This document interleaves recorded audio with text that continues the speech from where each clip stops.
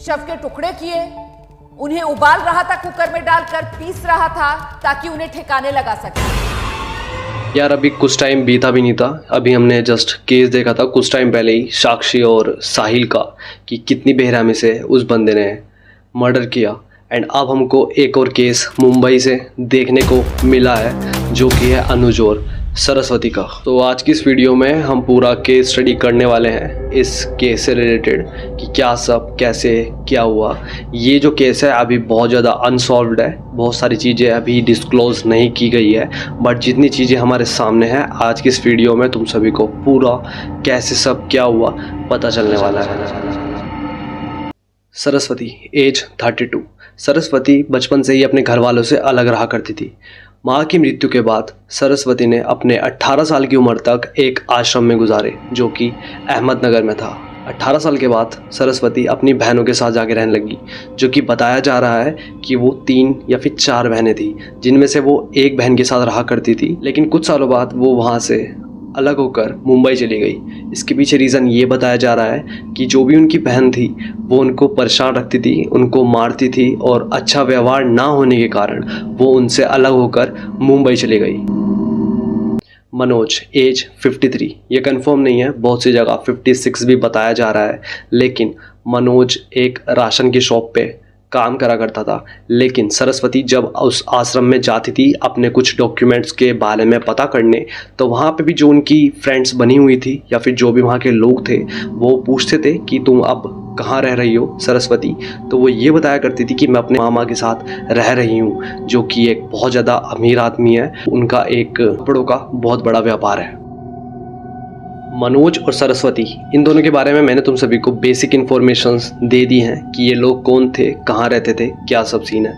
अब जो हम बात करने वाले हैं वो हम बात करने वाले हैं इस केस की स्टार्टिंग से लेके एंड तक। जैसे कि मैंने तुम सभी को बताया, सरस्वती शिफ्ट हो गई थी मुंबई अपनी बहन के यहाँ से। मुंबई में पहुंचने के बाद ना तो उसके पास कोई जॉब थी जिससे वो अपना खर्चा चला पाए। एक दिन वो मिलती है एक राशन की शॉप पे एक मनोज नाम के इंसान से। हाँ, ये वही मनोज है जिसके बारे में मैंने तुमको जस्ट पीछे बताया था। ये उनका फर्स्ट टाइम इंटरेक्शन था। उसने अपनी काफ़ी सारी प्रॉब्लम्स मनोज के साथ शेयर करी, जैसे कि मेरे पास जॉब नहीं है, मेरे पास घर रहने का कोई भी ठिकाना नहीं है, मैं मुंबई में नई हूँ। यहाँ पर पहुँचने के बाद मनोज ने उसकी हेल्प करने की कोशिश की, यहाँ तक कि उसको वादा दिलाया कि वो उसको जॉब जल्दी ही दिला देगा। उसके पास कोई ठिकाना ना होने के कारण वो दोनों एक मुंबई के फ्लैट में, जो कि मनोज का ही वो फ्लैट था, वहाँ वो दोनों रहने लगे। मनोज का फ्लैट वो बोरीवली में था, जहाँ पे दोनों के दोनों बहुत टाइम गुजारने के बाद वो दोनों रिलेशन में आए। रिलेशन में आने के बाद बहुत सी जगह ये बताया जा रहा है कि वो एक फेक रिलेशन बना के उस सोसाइटी में रह रहे थे। एज डिफरेंस इतना ज़्यादा था बीच में उन दोनों के कि उनको सोसाइटी बिल्कुल भी एक्सेप्ट नहीं करती कि वो दोनों मैरिज करें। इस वजह से उन दोनों ने शादी तो की, लेकिन मंदिर में। किसी को ये नहीं बताया कि हमारी शादी हो चुकी है। वो एक फेक रिलेशन बना के रह रहे थे जो कि मामा भांजी का था। वो ऐसा बोला जाता था कि बहुत सी बार उस बंदे ने, आगे तुम सभी को मैं बताने वाला हूँ, कि उसने ये चीज़ बोली है कि जो सरस्वती है वो मेरे को मामा मानती थी और मैं भी उसको अपनी बेटी जैसा मानता था। लेकिन ये जो कहानी है, ये जो शादी वाली बात है, ये बताई जा रही है उनकी 3 बहनों की तरफ से। जो सरस्वती की 3 बहन थी उन्होंने ये कंफर्म किया है कि इन दोनों की शादी हो रखी थी। सरस्वती ने हमको इन चीज़ के बारे में बताया था। इन दोनों ने एक मंदिर में जाके अनऑफिशियली शादी की थी। कोर्ट को वो कह रहे थे कि करेंगे, बट किसी ना किसी रीज़न की वजह से उन दोनों ने मंदिर में शादी की। उस टाइम बाद ही वो बोरीवली फ्लैट से वो शिफ्ट होके मीरा रोड वाले फ्लैट में आए।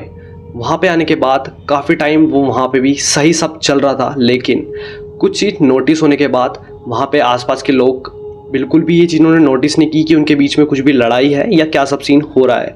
लेकिन ये जो लड़ाई वाली बात है, उनके बीच में कुछ भी ठीक से नहीं चल रहा था।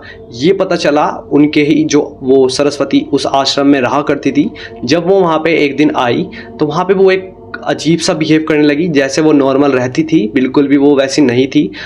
उसने काफ़ी सारी चीज़ें वहाँ पे करी जिसकी वजह से ये पता चला कि ये इनके बीच में कुछ भी रिलेशंस ठीक नहीं चल रहे हैं। और जो सरस्वती है वो उस आश्रम में जाके ये बताया करती थी कि मनोज तो एक व्यापारी है और वो एक बहुत ही ज़्यादा अमीर बंदा है।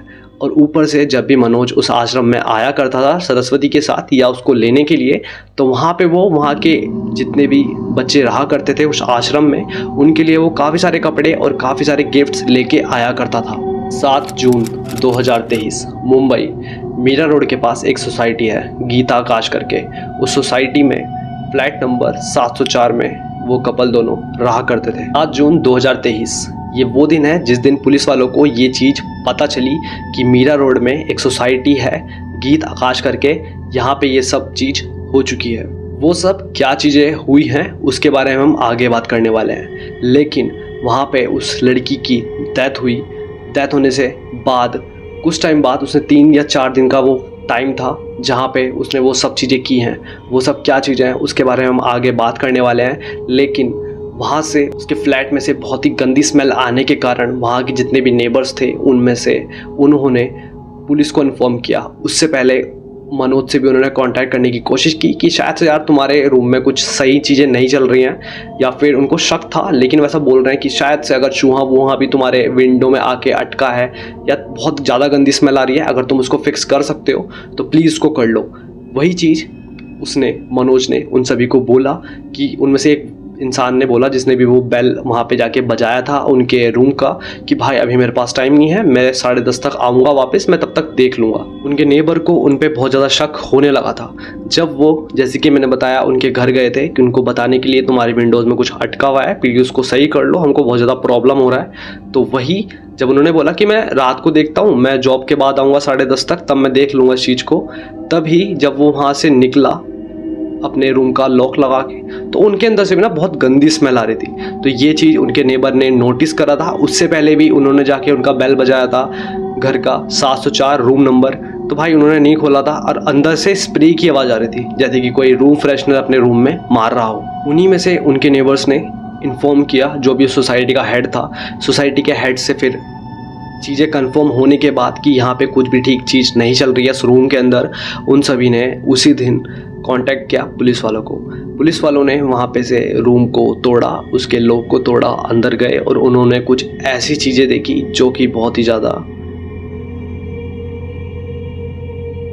मेरे को बताते हुए इतना ज़्यादा अजीब लग रहा है क्योंकि मैंने सारी चीज़ें पढ़ी हैं।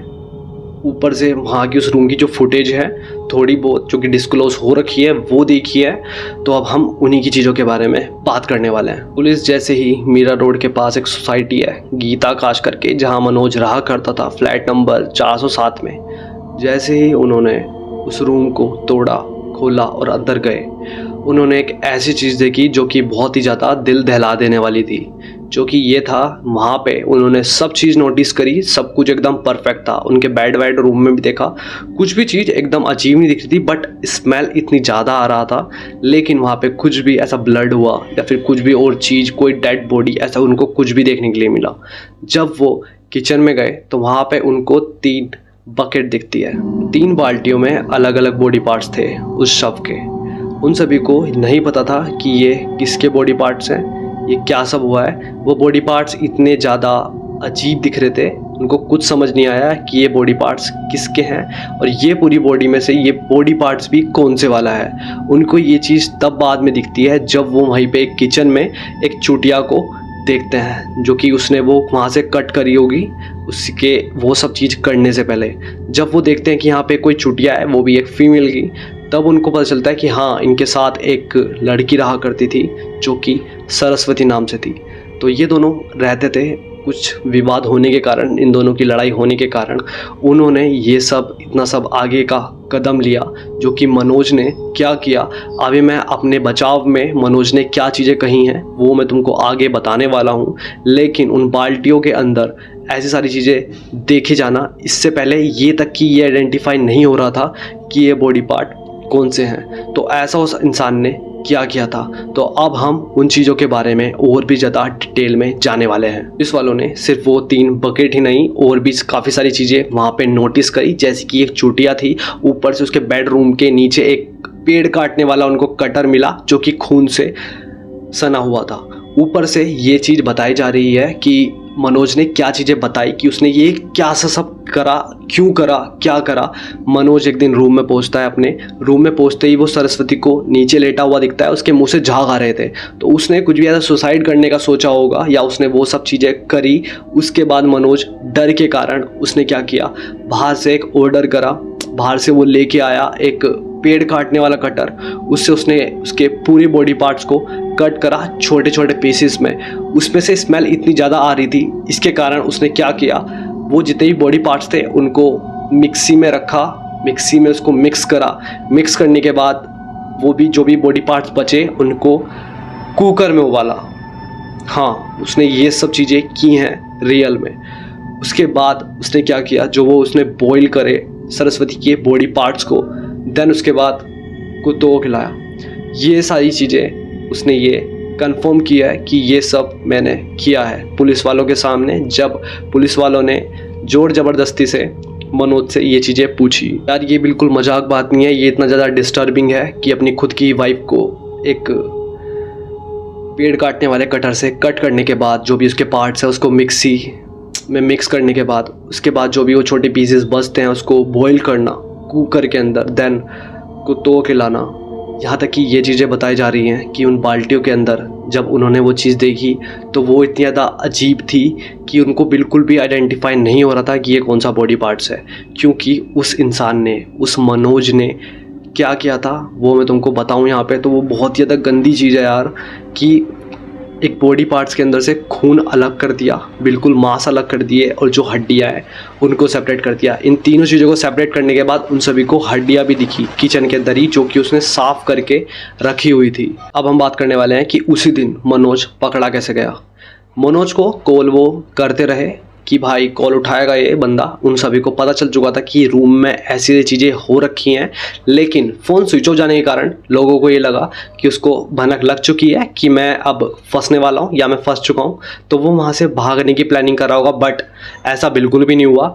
टाइमिंग जो उस नेबर को उस बंदे ने बताई थी कि मैं इस टाइम आऊँगा एंड यहाँ पे आके चेक करूँगा कि क्या सब चीज़ें चल रही हैं, क्यों ऐसा स्मेल आ रहा है, तो वो प्रॉब्लम तुम्हारी सॉल्व करने की मैं पूरा ट्राई करूँगा, बट मैं अभी बहुत ज़्यादा बिजी हूँ, मेरे को अर्जेंटली बाहर जाना है। इस कारण वो लॉक लगा के बाहर चला गया।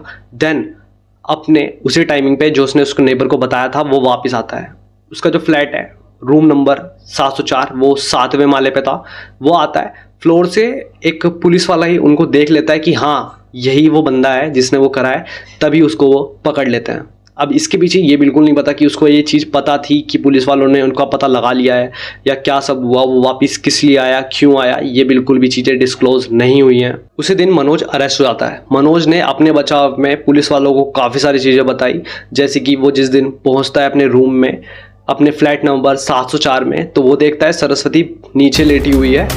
उसने जैसे कि कुछ चीज़ खाली हो, उसके मुंह से काफ़ी सारे झाग आ रहे थे, उसको लगा कि ये मर चुकी है। उसने किसी को कुछ बिल्कुल भी ना इन्फॉर्म करते हुए वो काफ़ी ज़्यादा डर चुका था, जिस कारण उसने ये सब करने का कदम उठाया, जिस वजह से कि ये चीज़ उसके ऊपर ना आए, जिससे वो ये ना फंसे। अब इस बात में कितना सच है, कितना उसने सच बोला है, क्या झूठ बोला है, ये किसी को नहीं पता, बट ये चीज़ें उसने अपने मुंह से खुद से पुलिस वालों को बताई हैं कि मैं इसी कारण की वजह से मैंने ये सब चीज़ें की। मैं काफ़ी ज़्यादा डर चुका था कि ये सारी कहानी, ये जो भी हुआ है, ये मेरे ऊपर ना आ जाए, इस चीज़ में मैं इन्वॉल्व ना हो जाऊँ। सरस्वती ने क्यों सुसाइड किया, इसके पीछे भी कुछ भी मेन रीज़न बिल्कुल नहीं बताया जा रहा है, लेकिन उनकी जो आश्रम की वो लेडी थी, उन्होंने ये बताया कि उसका बिहेवियर बिल्कुल भी सही नहीं चल रहा था काफ़ी टाइम से, और हमने काफ़ी सारी नोटिस चीज़ ऐसी करी कि जैसे सरस्वती की मनोज के साथ लड़ाई हुई है किसी चीज़ को लेकर। तो पुलिस वालों ने जोर ज़बरदस्ती से मनोज से पूछा कि तुम्हारा रिलेशन क्या था, क्या तुम दोनों एक दूसरे को मानते थे, क्या सब चीज़ें हैं। तो इसके सामने एक बहुत ही अजीब चीज़ सामने आई कि मनोज ने ये चीज़ बताई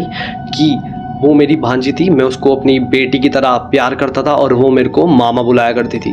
लेकिन दूसरी तरफ जहाँ पे उसकी बहनें ये चीज़ बता रही हैं कि इन दोनों की शादी हो रखी है एक मंदिर के अंदर, और ये चीज़ किसी को नहीं पता थी सोसाइटी में, क्योंकि वो यही, उन सभी को भी यही पता था कि ये मामा भांजी हैं। और ये चीज़ बिल्कुल भी बहुत ज़्यादा अजीब है। ऐसा बिल्कुल भी उस बंदे ने क्यों बोला, क्या चीज़ें घुमाई, क्या बोला, कुछ नहीं पता इस चीज़ के बारे में। ऊपर से ये चीज़ और बताई जा रही है कि मनोज ने एक चीज़ और बोली कि मैंने कभी भी सरस्वती के साथ फिज़िकल रिलेशन बनाया ही नहीं है, क्योंकि मैं HIV पॉजिटिव हूँ। इस केस से रिलेटेड और भी बहुत सारी अनसॉल्व चीज़ें हैं जो कि हम मे बी नेक्स्ट पार्ट पे डिस्कस करने वाले हैं। इससे पहले तुम सभी को एक चीज़ मैं और बताना चाहूँगा, अगर तुम सभी को बातचीत सुननी है उनके नेबर से कि उन्होंने मीडिया वालों को क्या चीज़ें बताई हैं, तो उसका लिंक डिस्क्रिप्शन में है। ऊपर से जो मनोज के चाचा थे उनके साथ भी मीडिया वालों ने बात करके बहुत सारी चीज़ें और भी सुनी है, जानी है, उसका लिंक भी डिस्क्रिप्शन में दे दिया है। और एक और जो कि उस आश्रम वाली लेडी के बारे में बात कर रहा था मैं, उनका भी बातचीत जो भी उन्होंने मीडिया वालों से की है, जो भी उनको चीज़ें और पता चली हैं, वो भी हमारे सामने आ चुकी हैं। तो अगर तुम सभी को देखना है वो, तो डिस्क्रिप्शन में मैंने लिंक डाल दिया है और भी मैंने काफ़ी सारे आर्टिकल्स के बारे में लिंक डाले हुए हैं। वो सारे सोर्सेज को तुम चेक कर सकते हो और चीज़ें तुम जान सकते हो।